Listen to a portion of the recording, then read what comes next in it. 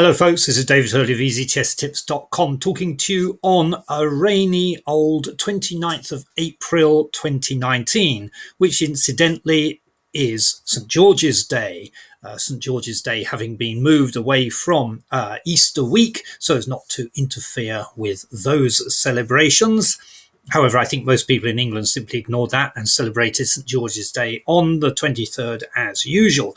Be that as it may, I am not in England. I am here in Hiroshima at the beginning of Golden Week, and it looks like it's going to be rain for a few days. We've got a 10-day holiday, partly because there are some regular holidays at this period. It's always Golden Week, but usually the days in between those holidays are working days. But since the old emperor is retiring, for the first time in 2 centuries that an emperor has ever abdicated from the throne, do you realize? And a new emperor is popping onto the old throne, the chrysanthemum throne, on Tuesday. I think 1st of May is Tuesday, isn't it? Then, no, wait a minute, today's the 29th, tomorrow's the 30th. On Wednesday, we have a new emperor, the Reigi Emperor, I think he's called. We have 10 consecutive holidays, which is all very nice, but it looks like half of them are going to be rained off. However, those of us who are pub chess bluffers don't mind what the weather is, because we can sit at home or in the pub and play chess. Today is very much a sit-at-home day, and in fact, I'm drinking some hot tea to keep me going, because the rain has brought with it some pretty low temperatures for this time of year. Very unusual in May in Japan. Perhaps this is a sign of the oncoming what's it called? Big chill, you know, the ice age is returning and all that, as they used to tell us back in the 1970s, if you're old enough to remember. Anyway, what I want to talk about today is a game I played about 12 days ago with my regular partner, Dr. M, in which I was white and opened, as usual, with d4. Now, before we get into the game, I just want to talk about how things have been going for me chess-wise recently. So far this year, my results on the board in these 2 monthly games I play, I mean, I don't get to play very much over-the-board chess. I'm actually hoping to play a lot of over-the-board chess tomorrow at a games party at a bar in town. But my results against my regular partner, we play 2 games a month, have not been particularly impressive this year. My records go back to the second game we played in January, which I won. I can't remember how the first game went at all. So all we can say is honours were either even or in my favour in January. Then looking at the records for February, on the 6th of February, Dr. M won as white. And on the 20th of February, I won as white. So if we start with February, we can say it's 1-1. And then we go through to March. And on March the 6th, I won as black. So 2-1 to me.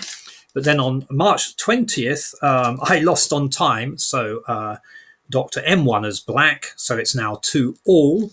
Then on the 3rd of April, I played a terrible game, which I talk about in this video here on YouTube, throwing away multiple opportunities with the French defense.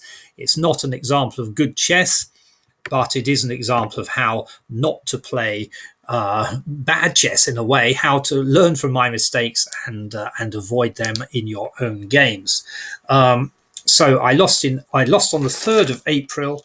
And then on the 17th of April, which is this game we're looking at here, I won as white.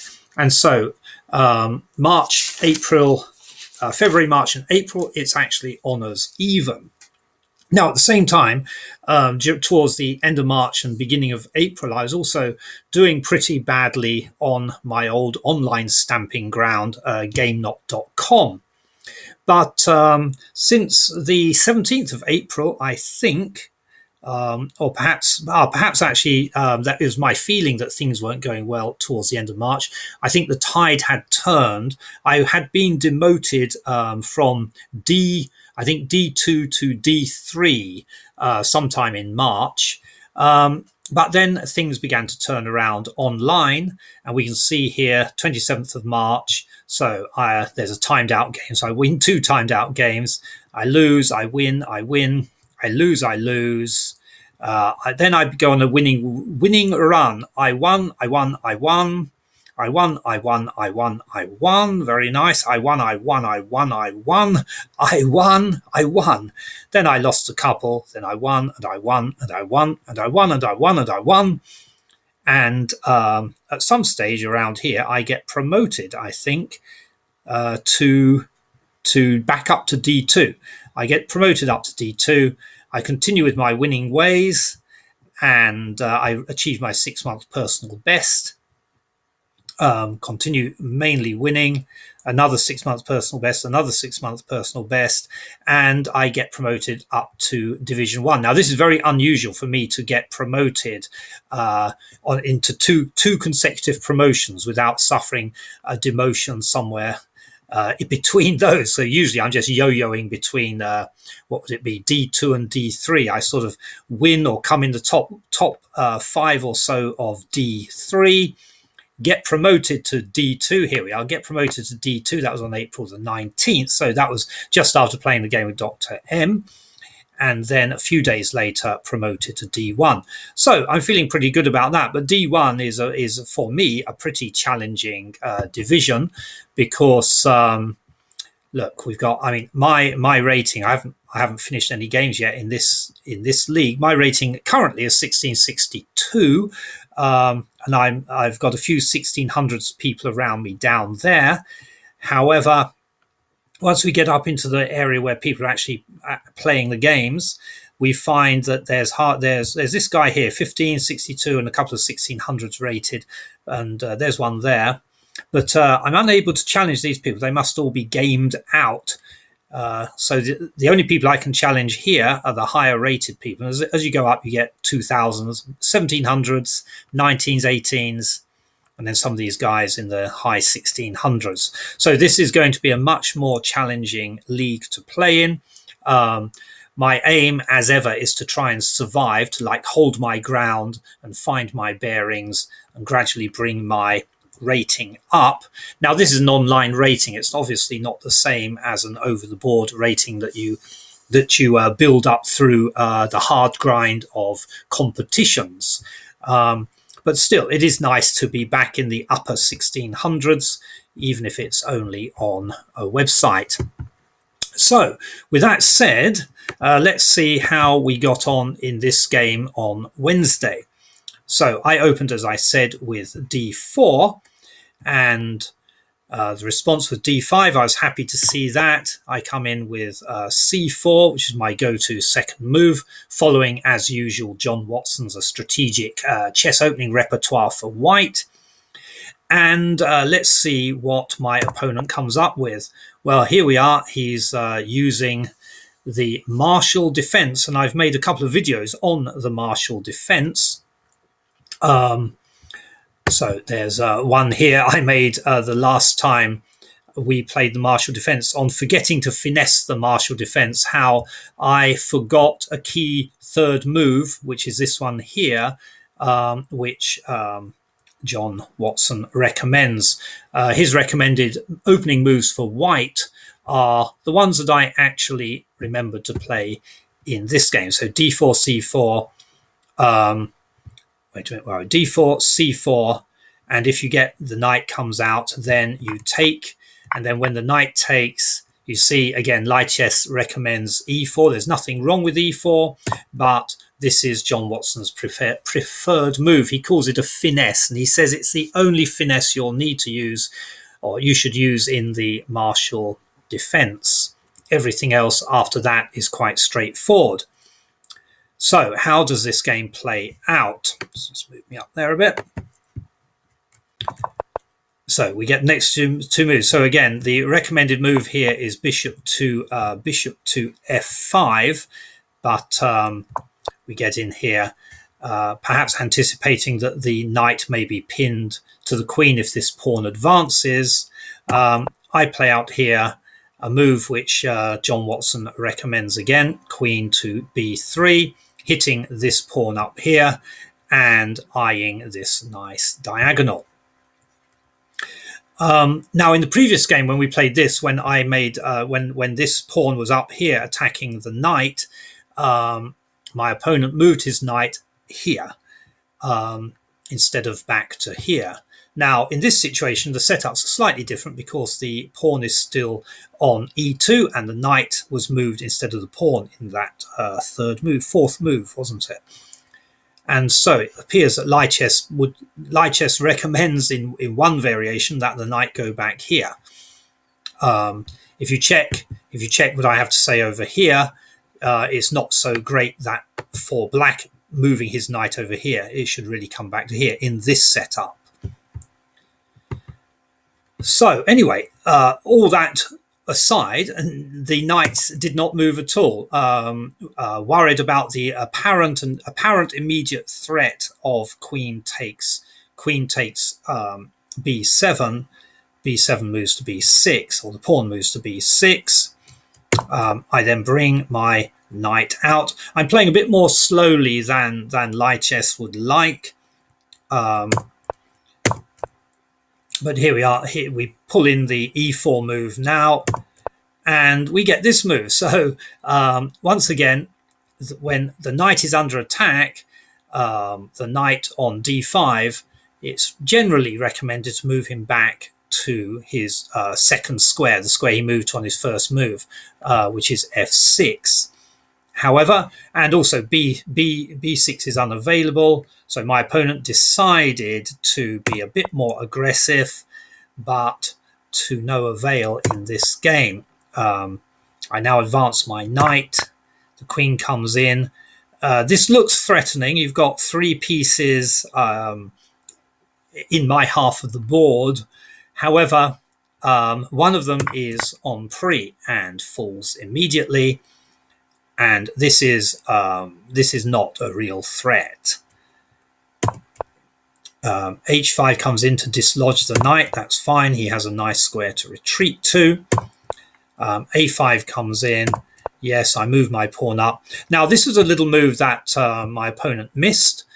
You can simply advance the pawn down to kick the queen off, and then you can perhaps do something with your knight here. However, that didn't happen. The knight retreated, and so the recommended move is to attack the queen with the knight, but I decided to pin that knight to the king. The bishop moves, but only to d6, and this appears to be losing. We attack the queen moves away, and now we're going to just start exchanging and then pin that knight to the king. The king comes in. I move my knight to f3. So I'm playing more slowly than Lichess is telling me I need to play, but I'm trying also to play more surely from my own perspective. What's happening here? The bishop is searching for a nice diagonal. This bishop move here, and also even worse later, is something I missed. I delayed moving out this bishop to the choice square. I did the what's called a Mexican standoff by, I think it may be Charlie Story, calls this kind of situation a Mexican standoff, 2 bishops facing each other.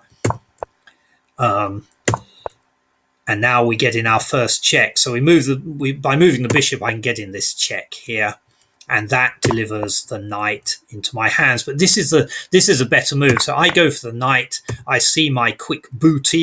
I go for the booty like Francis Drake, attacking a marooned Spanish vessel during the period of the Armada.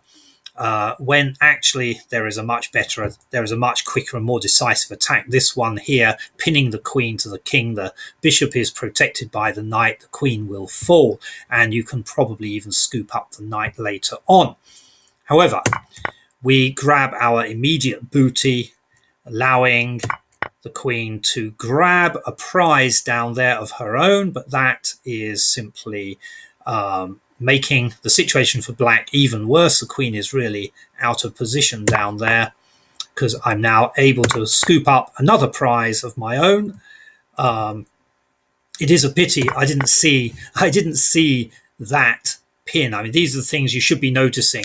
Again, I say we have 30 minutes on our clock, 30 minutes each, and there is no increment. So time disappears down the plug hole quite quickly when we're playing. At any period of the game when you spend too much time thinking, you could end up regretting it as we go into the end game. Anyway, excuses aside, we've got the king on the run. So the point is, I may not always find the best move, but I'm very comfortable in this game and never felt anything less than that. Now, finally, the bishop gets in that move. Unfortunately, the queen has moved away. The king moves in. This nice queen move, I eventually get in, but not just yet. I'm quite keen on inviting the king.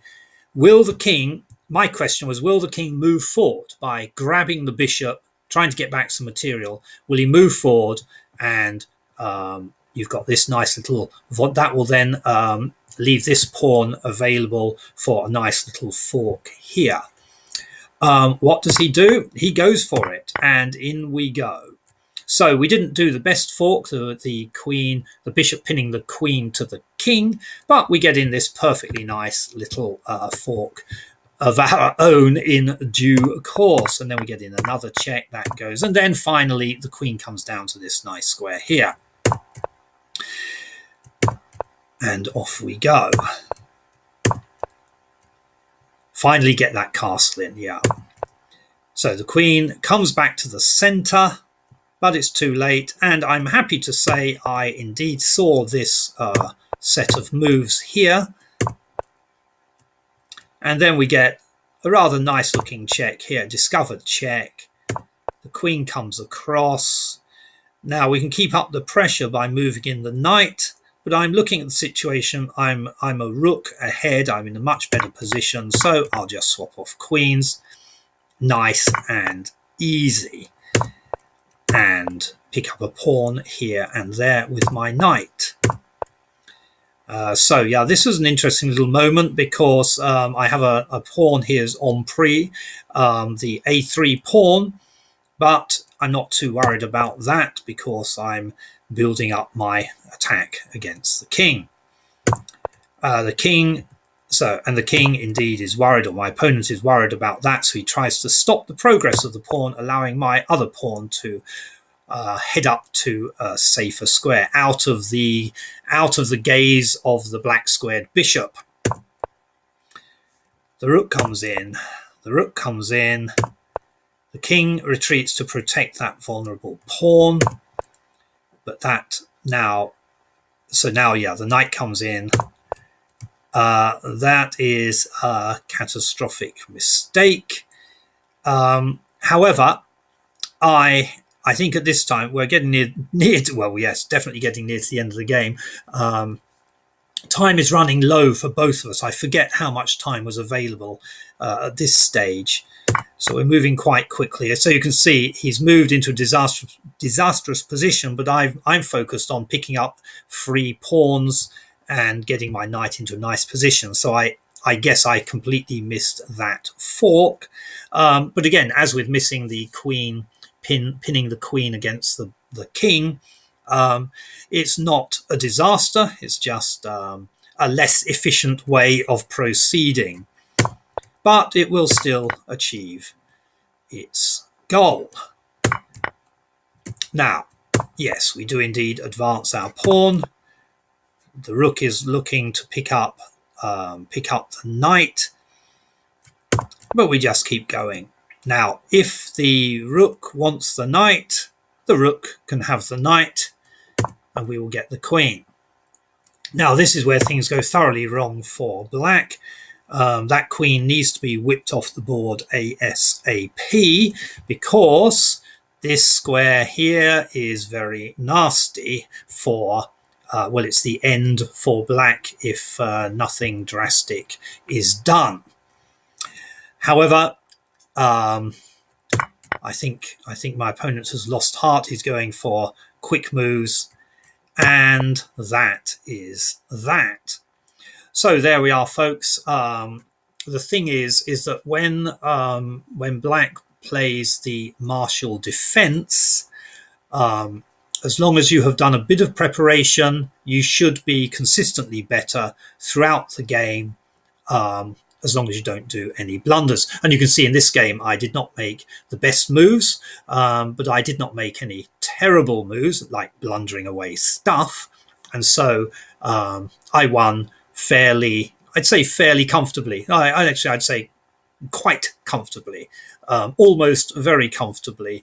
I didn't feel under threat at all. You can see in this endgame, my king is safely tucked away behind a couple of pawns with the rook by him for defense. And I won the game with the rook, the knight, and a promoted pawn. So I hope you enjoyed that. It is a nice sign that things have looked up for me in the last month or so. Let's see how we get on in the higher league, whether we'll be dumped unceremoniously down below. And also tomorrow, I'm attending a games night at a pub or a bar in Hiroshima, and I'll be playing chess while drinking smoothies during the afternoon, and switching over to beer as soon as the alcohol bar opens for some beery old chess in the evening. Okay, folks, that's all from me, David Hurley of EasyChessTips.com.